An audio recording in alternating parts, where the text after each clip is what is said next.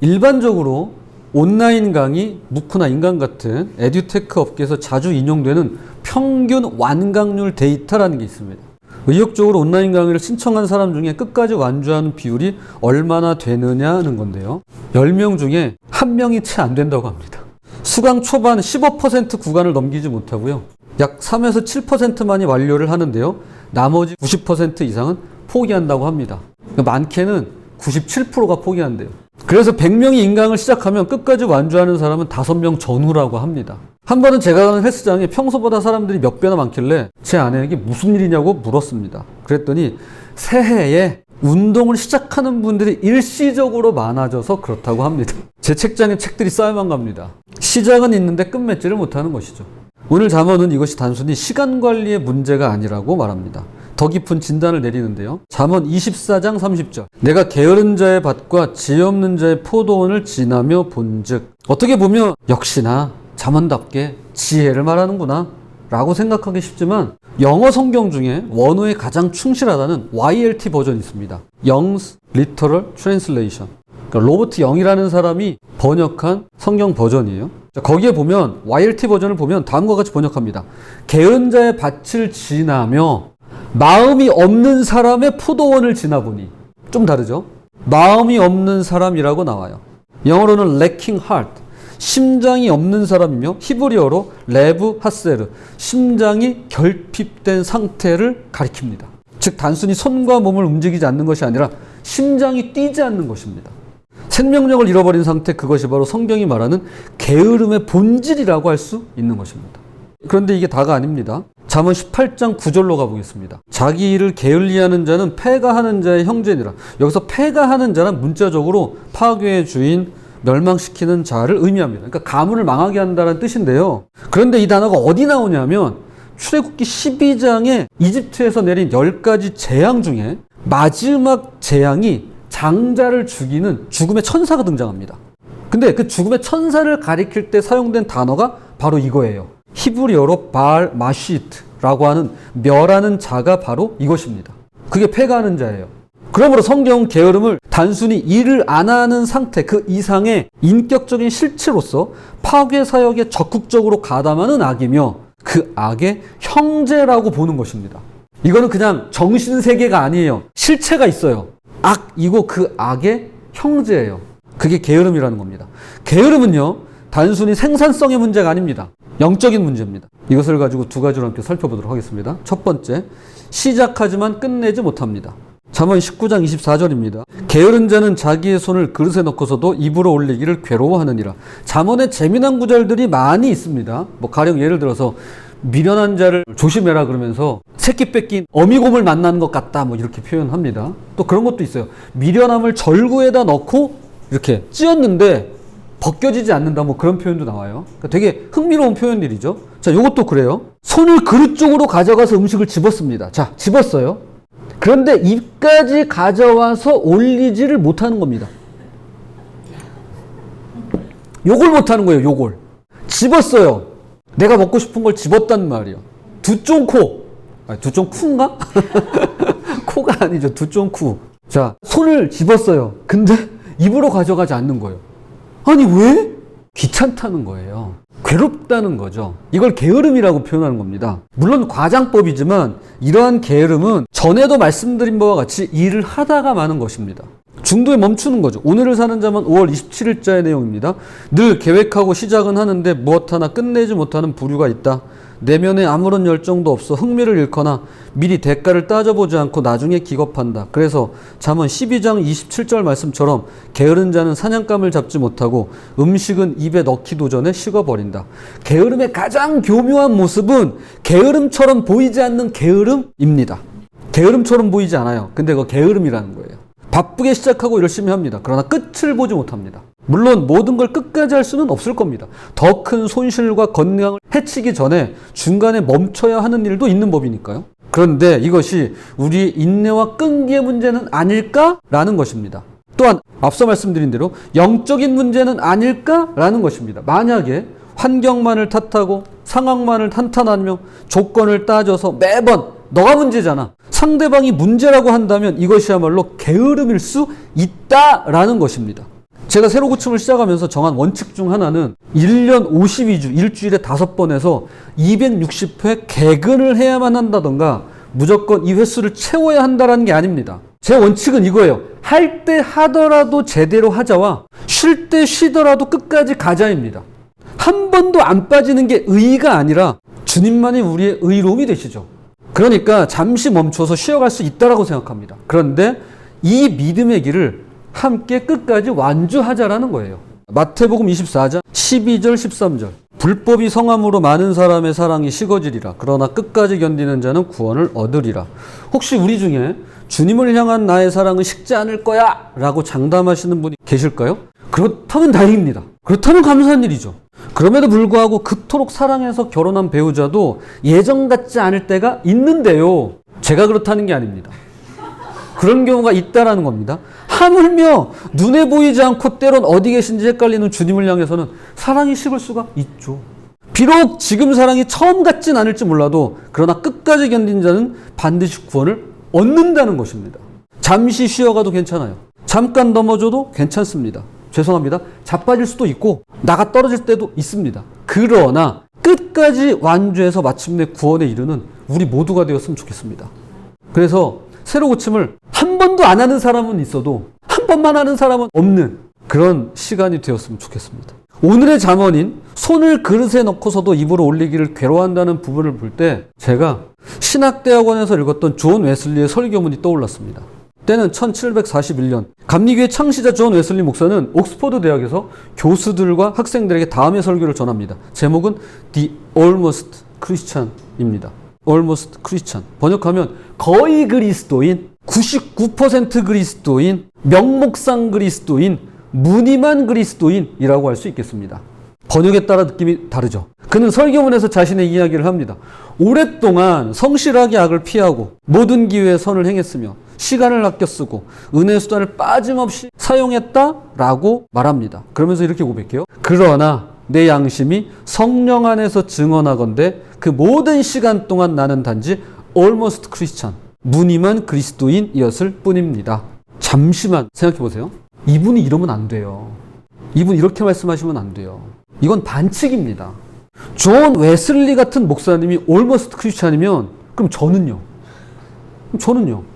sometimes Christian이에요? 그때 달라요. 예요? 사실 디모데전서 1장에서 바울도 그랬죠. 내가 죄인 중에 우두머리다. 그럼 그 글을 읽는 저는요? 그 글을 읽는 여러분은요? 나는 우두머리 중에 우두머리 최종 보스다. 라는 건가요? 반칙이죠. 그런데 거의 다 했다는 것은 아직 다 끝내지 못한 거예요. 목적지 근처까지 갔지만 아직 도착하지 못했고요. 오늘 잠언에 따르면 손으로 음식을 집었는데 아직 입에 넣지 않은 겁니다. 존 웨슬리는 그의 설교에서 Almost Christian의 반대편에 Altogether Christian이 있다고 얘기합니다. 온전한 그리스도인, Altogether Christian. 그가 세 가지를 이야기합니다. Altogether Christian의 특징 세 가지를 이야기해요. 뭘지 궁금하시죠? 근데요, 아마 들으시면 실망하실 겁니다. 첫째, 하나님을 온전히 사랑하는 겁니다. 마음과 뜻과 힘을 다해 마음 전체를 하나님이 차지하시도록 하는 겁니다. 둘째, 이웃을 자신같이 사랑하는 겁니다. 모든 사람을, 심지어 원수까지도 사랑하는 겁니다. 셋째, 그리스도를 향한 진정한 믿음이에요. 그리스도의 피를 신뢰하고 그분의 공로로 죄 사함을 받았다는 확신입니다. 이 세 가지 우리 다 아는 거예요. 저만 아는 거 아니에요. 하나님 사랑, 이웃 사랑, 그리고 예수님 잘 믿는 거 세 가지예요. 우리 다 하는 거 아니에요? 다 하고 있는 거 아니에요? 그러면서 웨슬리는 이렇게 결론 짓습니다. 이러한 믿음으로 말미암아 사랑으로 역사하는 자는 almost Christian이 아니라 altogether Christian입니다. 그럼 도대체 almost Christian, altogether Christian 뭐가 다른 거죠? 그의 설교를 읽으면서 이런 생각을 했습니다. 내가 과연 altogether Christian이 될 수 있을까? 그러나 이건 사치였습니다. 그보다 먼저 들었던 생각은 이겁니다. 과연 almost Christian이라도 될 수는 있을까? 그럼 어떻게 해야 될까요? 어차피 안 될 거니까 포기해야 되나요? 오늘 잠언은 그것을 게으름이라고 말씀하는 겁니다. 여기서 여기 가는 거, 요게 마치 음식을 손으로 잡고 입으로 올리지 않는 것과 같다는 겁니다. 웨슬리가 almost Christian이라고 자기 자신에 대해서 이야기하는 이유가 형편없고 부족하고 노력이 모자라서일까요? 보이지 않는 곳에서 그랬을 수도 있을지 모르죠. 물론 그런 이유도 있을 수 있을 겁니다. 그러나 더 깊은 영적인 문제를 발견했기 때문인데요. 오늘 잠언도 게으름의 표면 아래 더 깊은 문제가 있다고 말씀하는 것입니다. 이것이 두 번째입니다. 둘째로 심판이 준비되어 있습니다. 잠언 19장 25절입니다. 거만한 자를 때리라. 그리하면 어리석은 자도 지혜를 얻으리라. 명철한 자를 견책하라. 그리하면 그가 지식을 얻으리라. 안타깝게도 교만한 자는 매 100대를 맞아도 안 배웁니다. 반면에 명철한 자는 한마디 견책으로도 배웁니다. 배우고 익히고, 즉 학과 습이죠. 학습을 끝까지 하지 못하는 교만 역시 하다가 마는 게으름이라고 할 수 있는 것입니다. 이어서 관계로 들어갑니다. 잠언 19장 26절입니다. 아비를 구박하고 어미를 쫓아내는 자는 부끄러움을 끼치며 능욕을 부르는 자식이니라. 가장 기본적인 관계마저 파괴하는데요. 물론 모든 관계를 무조건 이어가야만 하는 건 아닐 겁니다. 학대적인 관계라면 적당한 거리를 두는 게 맞죠. 그런데 여기서 말하는 건 책임을 져버리고 마땅히 가야 할 길을 포기하는 것입니다. 잠언 19장 27절입니다. 내 아들아 지식의 말씀에서 떠나게 하는 교훈을 듣지 말지니라. 이것은 진리에서 벗어나게 하는 가르침을 경계하라는 말씀인데요. 삼위일체를 부인하고 예수 그리스도의 신성과 십자가주의 삶을 거부하며 자신을 숭배하게 한다거나 심지어 재림예수라고 하는 이단과 사이비가 그러합니다. 요즘 같은 세상에 누가 재림예수를 사칭하고 누가 그런 인간을 믿겠어 하실지 모르겠지만 혹시 뉴스를 보신 분들 계실까요? 최근에 재림예수가 나타났습니다. 지금까지와는 다른 방식입니다. 지금까지는 폐쇄적이었어요. 그런데 개방적입니다. 유명한 유튜버의 구독자 수가 무려 23만 명이 넘습니다. 공개적으로 하기 때문에 분별 없이 그의 말에 혹하는 사람은 바로 넘어갈 수밖에 없는 구조입니다. 많은 사람이 따라가기 때문에 그냥 거기에 뭔가 좋은 게 있나 봐 그냥 흘러갈 수 있는 구조예요. 온갖 종교를 다 섞었고요. 심지어 대기권 밖에 UFO 모선이 기다리고 있다고 합니다. 더 놀라운 건 자신의 아내는 천계에서 엘레나란 이름을 받았고 육환 인어족이라 크루즈 사업을 한다고 아무 말이나 합니다. 아무 말 대잔치예요. 그런데도 믿고 따릅니다. 일차적으로 내가 조심하고 주의하는 게 먼저겠지만 분별이 잘 안 될 수가 있는데요. 그럴 땐 반드시 가족이라던가 믿고 신뢰할 만한 분께 또는 믿음의 친구들과 꼭 상의하시길 바랍니다. 반드시 상의하셔야 됩니다. 그래서 객관적이어야 돼요. 그런데 이것이 한쪽의 극단이라면 반대편에 또 다른 극단이 있는데요. 세상의 초등학문이 그것입니다. 초등학문이라고 성경에는 기록되어 있습니다. 요즘은 지식의 보편화로 유튜브 3시간 보면 마치 전문가처럼 행세하고 자기계발서 몇 권 읽고는 인생의 답을 다 한 것처럼 말하는 경우를 봅니다. 이 부분은 저도 경계해야 된다고 생각합니다. 더욱이 성경 한 번 제대로 읽어보지 않고서 기독교에 대해 다 아는 듯이 말하고 여기저기서 파편적으로 들은 이야기를 전부라고 착각합니다. 그래서 온라인에서 떠도는 검증되지 않은 정보들을 진리처럼 믿으며 이렇게 말합니다. 종교는 다 똑같아. 종교 똑같지 않습니다. 속으시면 안 됩니다. 거기 넘어가시면 안 돼요. 교회는 위선자들의 모임이야. 그냥 위선자들이 있는 것뿐입니다. 그분들의 모임은 아닙니다. 아직도 교회 다녀? 기독교는 시대에 뒤떨어졌어. 아닙니다. 단 한 번도 기독교는 뒤떨어진 적 없습니다. 항상 앞서갔습니다. SNS에서 본 짧은 영상 하나로 어디선가 잠깐 들은 이야기 하나로 전부인 양 치부합니다. 이것도 하다만 것이고 진리를 배우다만 것이죠. 잠언 19장 28절입니다. 망령된 증인은 정의를 업신여기고 악인의 입은 죄악을 삼키느니라. 굶주린 사람이 음식을 개걸스럽게 삼키듯 악인의 입은 죄악을 삼키는데요. 정의를 조롱하며 죄악을 즐기고 양심의 가책을 느끼지 못할 때가 많습니다. 그래서 이렇게 말씀합니다. 잠언 19장 29절입니다. 심판은 거만한 자를 위하여 예비된 것이요 채찍은 어리석은 자의 등을 위하여 예비된 것이니라. 자, 앞서 쭉 말씀을 따라왔는데요. 한 절 한 절. 여기 지금 이렇게 얘기하는 겁니다. 심판이 준비되어 있고 채찍이 예배되어 있다고 말이죠. 왜냐하면 이것은 단순히 나타의 문제가 아닌 영적인 문제이기 때문입니다. 게으름은 단순히 의지박약이 아니라 하나님이 주신 은혜를 거부하는 것이고요. 교만은 단순히 자존감의 문제가 아니라 하나님의 가르침을 거부하는 것이며, 거짓 가르침을 따르는 것은 단순히 판단착오가 아니라 하나님의 진리를 버리는 것이기 때문에 그러합니다. 그래서 하다만 삶의 본질은 하나님과의 관계를 완성하기가 힘들어집니다. 하나님이 주신 은혜를 시작은 하되 완성하지 못하고, 하나님이 주신 지혜를 배우기 시작하되 끝까지 배우지 못하며, 하나님이 주신 진리를 믿기 시작하되 온전히 신뢰하지 못하는 것입니다. 이것이 존 웨슬리가 말하는 almost Christian입니다. 그래서 심판이 준비되어 있습니다. 그러나 이것은 우리를 정죄하려는 것이 아니라 일깨우려는 것입니다. 여기까지 가야 돼요. 아직 끝나지 않았어요.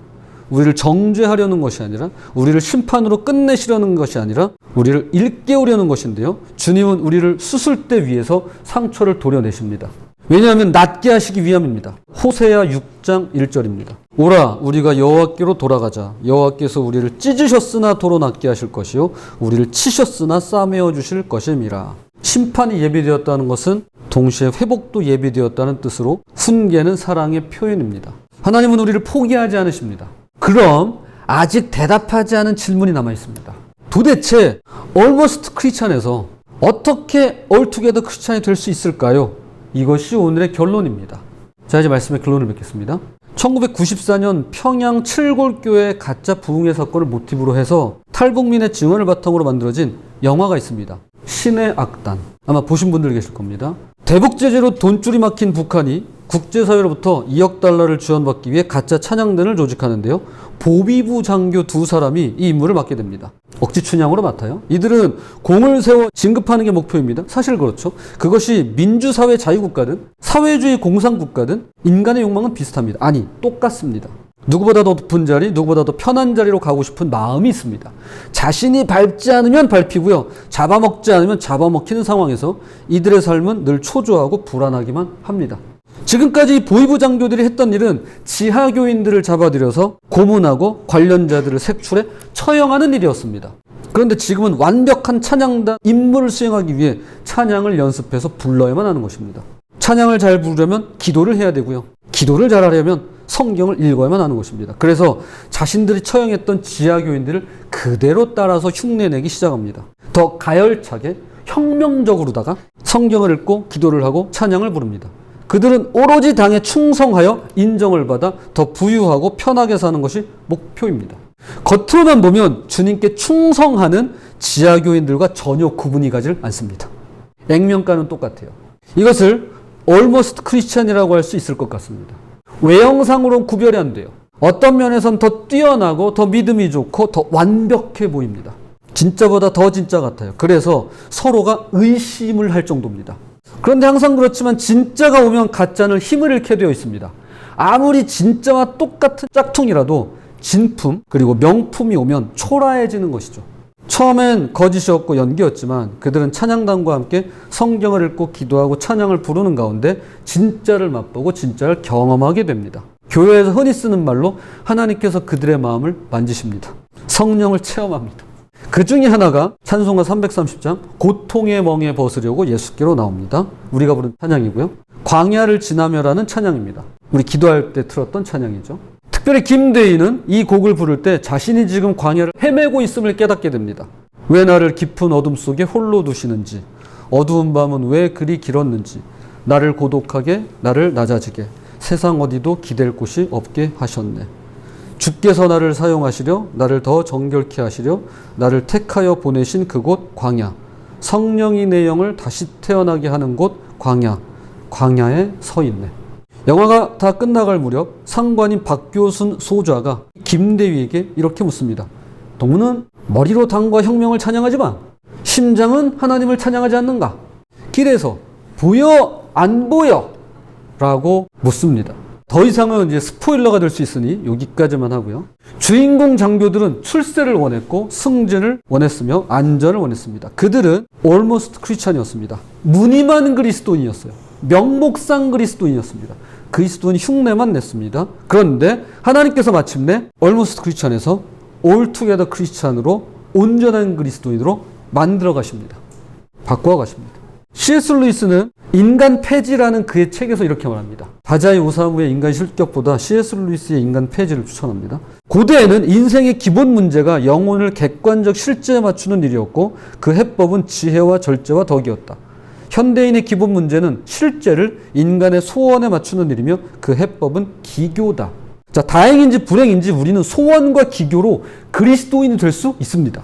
신의 학단을 보면서 다시 한번 확인할 수 있었습니다. 진리 앞에 겸손히 순종하여 자신을 성숙시키는 인격은 사라지고 오로지 자기 욕망만을 추구하며 그리스도인을 흉내낼 수가 있는 것입니다. 그래서 기도도 찬양도 예배도 얼마든지 기교로 해낼 수 있으며 그것이 반복되면 반복될수록 타성해졌고 심장이 결핍되고 영혼이 사라진 종교행위만 남을 수가 있는 것입니다. 여기 신앙생활 오래 하신 분들은 아마 제 이야기를 충분히 이해하실 겁니다. 그래서 아무리 생각해도 우리는 어쩔 수 없는 Almost Christian입니다. 그런데 말입니다. 나는 못하지만 주님은 하실 수 있습니다. 내가 하는 게 아니라 주님이 하시는 겁니다. 어떻게 해요? 끝까지 하신답니다. 끝까지 하시겠답니다. 우리는 하다 말지만 주님은 끝까지 가시고요. 우리가 포기해도 주님은 완성하시겠답니다. 오늘을 사는 자문 5월 27일자에서 이렇게 쓰고 있습니다. 당신이 일을 하다 마는 사람이라면 당신을 끝까지 사랑하신 예수님을 기억하라. 그분은 중간에 포기하지 않아 마침내 다 이루었다라고 말씀하실 수 있었다. 우리는 게으른 자입니다. 손을 그릇에 넣고도 입까지 올리지 못할 때가 있습니다. 또한 우리는 교만한 자입니다. 매 100대를 맞아도 안 배울 때가 많습니다. 그리고 우리는 악한 자입니다. 죄악을 꿀꺽 삼키곤 합니다. 그런데 예수님께서 우리를 온전하게 하십니다. 그리고 주님께서 우리 안에서 시작하신 일을 끝까지 이루어 가시겠답니다. 이걸 성경은 이렇게 불러요. 믿음. 이게 믿음이에요. 이게 믿음입니다. 빌립보서 1장 6절입니다. 시작. 너희 안에서 착한 일을 시작하신 이가 그리스도 예수의 날까지 이루실 줄을 우리는 확신하노라. 아멘. 그래서 우리는 almost 크리스찬에 머물지 않습니다. 아니, 머무를 수 없습니다. 왜요? 내가 끝까지 거절하고 거부하지 않는 이상, 내가 고집 피우지 않는 이상 주님이 그렇게 두지 않으십니다. 우리를 날마다 올투게더 크리스찬으로 빚어가시기를 멈추지 않으시겠답니다. 야, 너가 그래 음식을 잡았는데 입으로 안 올려? 그래, 좋아. 근데 나는 너 포기 못해. 나 너 끝까지 만들어 갈 거야. 내가 너 끝까지 빚어갈 거야. 그러니 나만 믿고 따라와. 이겁니다. 이걸 믿음이라고 하는 거예요. 그래서 우리를 almost 크리스찬에서 우리를 날마다 all together 크리스찬으로 빚어가시는 것입니다. 부디 끝까지 사랑하시는 예수님께서 친히 이루어 가실 것을 믿으며 주님과 함께 끝까지 가는 저와 여러분이 되시기를 주님의 이름으로 부탁을 드립니다.